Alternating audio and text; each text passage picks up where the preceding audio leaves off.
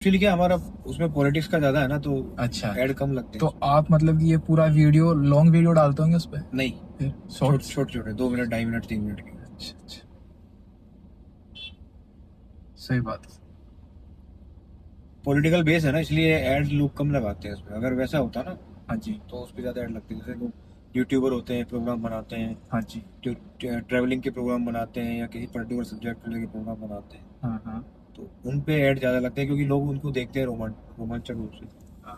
Politics में क्या हर आदमी इंटरेस्ट नहीं होता ना, तो इंटरेस्ट उस नहीं पे है। व्यूज ज्यादा नहीं आते, हाँ, है ना। उस पे ऑडियंस ज्यादा जुड़ती नहीं है। जुड़ती नहीं है। आज आजकल की जनरेशन को जाने थोड़ा चटपटा चाहिए, टच। मसालेदार होना और चाहिए। हमें क्या है, अपने संयम में रहना पड़ता है, सिस्टम फॉलो करने पड़ता है, बहुत सारी चीजें। जो सिस्टम में रहता है, जो संयम में रहता है, शब्दों को मर्यादा में रखना पड़ता है, तो ये चीजें हर किसी को पसंद नहीं आती। पसंद नहीं जो है। पॉलिटिक्स में इंटरेस्ट रखता है सिर्फ वही हमारे यूट्यूब को देखता है। सही बात है। तो अब ये मतलब कि सीट वगैरह आ गई थी, फिर बाद में आपने दोबारा फिर लड़े नहीं इलेक्शन वगैरह? नहीं, इस बार टिकट ही नहीं मिला। मैं तो तैयारी चल रही थी पार्टी का। यारो, आप लोगों को टिकट भी बड़ी मुश्किल से मिलता है। मुश्किल नहीं है, देखो पार्टी का अपना एक फैसला होता है। अच्छा। जो ऊपर लोग बैठे हैं वो सिस्टम देखते हैं पूरा, कि संगठन के लिए, जनता के लिए, पार्टी के लिए हाँ क्या जी, उचित है क्या अनुचित है, उसके हिसाब से ही फैसला लेते हैं। हाँ जी। बाकी प्रयास करना हर कार्यकर्ता का फर्ज बनता है, प्रयास करना बिल्कुल चाहिए। बिल्कुल बिल्कुल। वक्त प्रयास। वक्त किस्मत और संगठन सबके सहयोग से सारे काम होते हैं। बिल्कुल बिल्कुल सही बात है। फिर एक आदमी के हाथ में नहीं होता ना टिकट देना नहीं देना। हाँ, वो पूरे हर टीम। हर हित में, हर चीज के हित को देखा जाता है, संगठन के हित को भी देखा जाता है, हाँ हाँ। तो ग्राउंड का माहौल देखा जाता है, जनता की चॉइस को भी देखा जाता है, वो सारी ये चीजें। अभी बीजेपी की जो रेटे वेटे बढ़ा रही है, महंगा इतना मतलब कि कर रही है, तो ये ठीक कर रही है क्या? नहीं, महंगाई कहाँ बढ़ रही है, आप मुझे बताओ। महंगाई नहीं बढ़ रही नहीं। यारो, ये खाने पीने पे। अच्छा, मुझे एक चीज बताओ आप। हाँ। पहले लोग कहते हैं कि साहब 2 रुपए किलो घी आता था। अच्छा। उस समय तनख्वाह क्या मिलती थी? 200 रुपए, हाँ है ना। तो कितना परसेंट की वैल्यू हुई घी की? अगर 2 रुपए में कोई चीज आपको मिल रही है हाँ और सैलरी आपको मिल रही है 100 रुपए, हाँ तो कितने परसेंट वैल्यू हुई? 50% ही हुई ना। हाँ आज अगर आपको सैलरी मिल रही है 1 लाख रुपए और घी मिल रहा है 700 रुपए किलो, हाँ। तो सात वो तो 0.0 से 70 पैसे ही हुई। अच्छा, 2% भी नहीं हुई। तो उस कैलकुलेटर को लगाओ आप, कहाँ महंगाई बढ़ी मुझे बताओ। ये बराबर ही है क्या कैलकुलेशन? आप देखो ना यार, 1 लाख रुपए पे 700 रुपए अगर का घी मिल रहा है, तो हाँ। 70 पैसे का ही, तो 70 पैसे का ही तो वो हुआ आपका रेशियो। तो सर जी, और ये अगर 100 रुपए में 2 रुपए घी मिल रहा है तो वहाँ 2% हो गया, तो 70.70 पैसे ज्यादा है या 2 रुपए ज्यादा है? आपकी बात सही है, चलो ठीक है, मान लिया। तो आप आदमी की इनकम भी तो उस अनुपात, उससे ज्यादा अनुपात में बढ़ी है ना। अब ये क्यों इनकम नहीं देखे? इनकम सर सारी जगह नहीं बढ़ाते ना, मतलब बड़े बड़े जो यार आप तो किस चीज से महंगाई किस चीज से कैलकुलेट की जाती है? महंगाई हमेशा आदमी की इनकम से और मार्केट की जो व्यवस्था है उससे देखी जाती है। अच्छा। अब हर आदमी सरकारी नौकरी करेगा नहीं, नहीं हर आदमी को सरकारी नौकरी मिलेगी नहीं। नहीं। जब सरकारी नौकरी हर आदमी को नहीं मिलेगी, तनख्वाह कैसे मिल जाएगी? सही तो है। उस अनुपात में अगर आप कैलकुलेशन लगाते हो, तो 70 पैसे का ब्याज महंगा पड़ता है, 2% का ब्याज महंगा पड़ता है।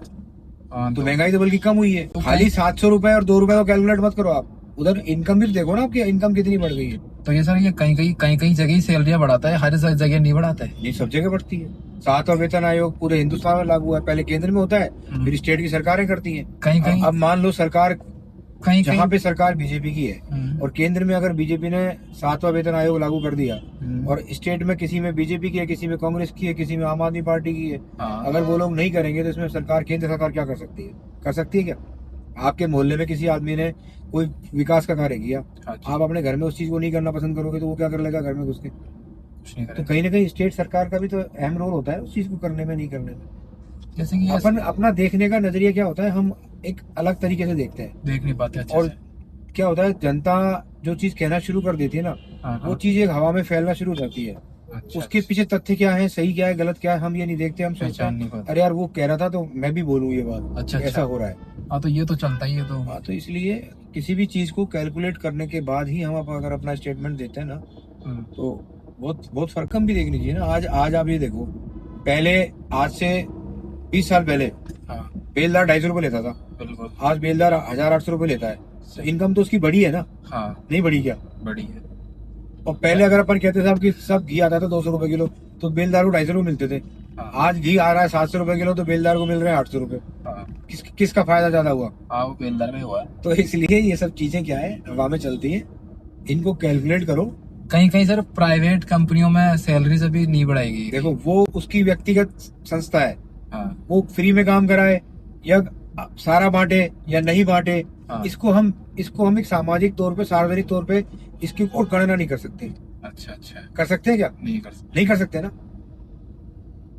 क्योंकि गणना हमेशा कॉमन वे में की जाती है, किसी एक व्यक्तिगत संस्था को लेकर गणना नहीं की जाती। बिल्कुल बिल्कुल सही बात है, सारे एकजुट हो उसमें तो हित निकाला जाता है। अगर वहाँ के कर्मचारी, वहाँ के जो भी यूनियन लीडर है, अगर वो जाके अगर बगावत करें या अपना समर्थन दे, साहब हम कोई भी काम नहीं करेगा, हाँ। एक बेसिक हमें इनकम ये चाहिए। सही है। आज लेबर इंस्पेक्टर है, लेबर कमिश्नर है, जाके शिकायत करो, बोले आप संतुष्ट नहीं हो तो हाँ सही मत करो काम। सही कौन कह रहा है आप काम करो? सही बात। आप टैक्सी का काम करते हो, ठीक है, आपने ऑनलाइन काम किया, आपका जो मीटर आया मैंने दे दिया। हाँ जी। अगर आप ऑनलाइन नहीं ले रहे हो, आप कह रहे हो 400 रुपए, मैं कह रहा हूँ 300 रुपए, हाँ। कहीं ना कहीं हम दोनों को सामंजस्य बैठेगा, तभी तो हम हमारी डील फाइनल होगी ना। सही बात। अगर आपको नहीं जाना मत जाओ, मेरे को नहीं जाना मैं नहीं जाऊंगा, खत्म बात। सही बात। तो इसमें मैं ये कहूँ कि मैं आपका शोषण कर रहा हूँ? शोषण कहाँ किया मैंने आपका? आपने 400 मांगे, मैंने 300 बोले, हम दोनों की व्यवस्था बैठी है, कहीं हमने काम किया। काम किया। अब मैं कहूँगा यार 400 मांग के मेरा शोषण कर रहे हो, तो आप शोषण थोड़ी कर रहे हो। और आपको यार कि 400 बोल के 300 दे रहे हो, मेरा शोषण कर रहे हो, तो शोषण इसे नहीं कहते। हमारे भी क्या नहीं, अभी रेटे वेटे का थोड़ा इशू आ रहा था, भयंकर तरीके से स्ट्राइक लगा था, 10 दिन के लिए बंद रहा था वाला। पता आपको ये हाँ। क्या किराया वराया कम था तो हड़ताल लगाई थी हमने, स्ट्राइक चालू किया था हम्म। कि कोई गाड़ी वाड़ी नहीं चलाएगा जब तक किराया राय नहीं बढ़ाए। तो मतलब सरकार से उन्होंने कहा कि एक 10 दिन का वेट मांगा, टाइम मांगा, तो उन्होंने हमसे 10 दिन का टाइम भी दिया, फिर बाद में सुनवाई नहीं की, कोई ध्यान नहीं दिया, रेटे वेटे बढ़ी नहीं। अभी वैसे ही चल रही है जो सैफ है, कोई ध्यान नहीं दे रहा। अब ये लोग बोल रही, सरकार बोल रही कि अब है ना इंडिया का ऐप चालू करेंगे, इंडिया का। अब आप ये देखो, जिस दिन ओला उबर शुरू हुई थी, उस समय की राइड की जो रेटें थी और आज की रेटों में फर्क हुआ है नहीं हुआ? हाँ फर्क तो हुआ। महंगाई के हिसाब से हर चीज, तो उसमें कहीं ना कहीं आप लोगों की इनकम भी बढ़ी है, चाहे 10% बढ़ी हो चाहे 20% बढ़ी हो, लेकिन हाँ, हल्का फुल्का। लेकिन जितनी महंगाई बढ़ती है उतना ही कहीं ना कहीं आदमी की अर्निंग और अर्निंग सोर्स भी खुलते हैं, ऐसा नहीं है। तो ये व्यवस्था किसी एक आदमी पर डिपेंड नहीं करती, ये हमारे व्यवस्थाएं, जो अर्थव्यवस्था है, पूरे अंतरराष्ट्रीय लेवल पे जाके डिपेंड करती है। ठीक है, स्टेट वाइज, कंट्री वाइज थोड़ा बहुत कम ज्यादा होती है, हल्का फुल्का फर्क होता है। हाँ, बाकी कुछ चीजें ऐसी होती है जो इफेक्ट आता ही है।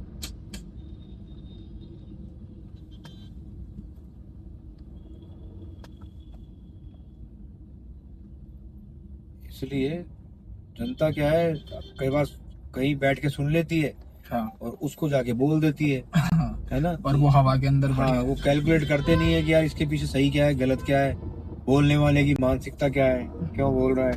महंगाई कुछ भी नहीं बढ़ी। आप देखो 3,000 गाड़ियां तो अभी मोती डूंगरी गणेश जी पे गई थी धनतेरस के दिन पूजन होने के लिए। 3000 गाड़ियाँ, हाँ, नई गाड़ियाँ। हाँ, अब 3,000 गाड़ियां वहां गई हैं, तो और मंदिरों पे भी गई होंगी। धनतेरस वाले दिन। हाँ, पेपर में आया बाकायदा 3,000 गाड़ियां का पूजन हुआ है गणेश जी मोती डूंगरी में। तो ये मतलब इतनी सारी गाड़ियों को काउंट कैसे करते हैं ये लोग? यार दिन भर में जो गाड़ी आती है, नंबर नोट होते हैं, कोई कुछ ना कुछ तो सिस्टम होता ही होगा ना वहाँ पे है ना। तभी तो पेपर वालों ने डिक्लेयर किया। पेपर वाले बिना डेटा के तो डिक्लेयर करते ही नहीं है। सही बात। तो आप सोचो, जब 3,000 गाड़ी पर्टिकुलर एक मंदिर में गई है, तो ऐसे कितने मंदिर होंगे